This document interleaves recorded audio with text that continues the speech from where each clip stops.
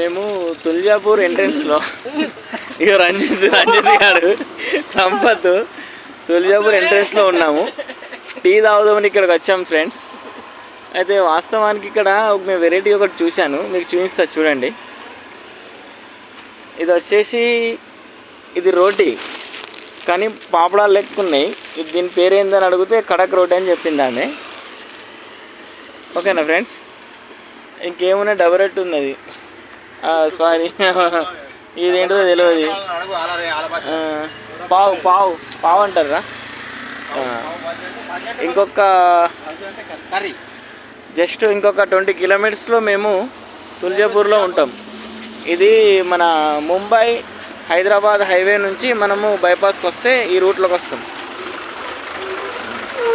సోలాపూర్ ఇంకా 20 కిలోమీటర్స్ ఉందనంగా మనము రైట్కు తీసుకోవాలి.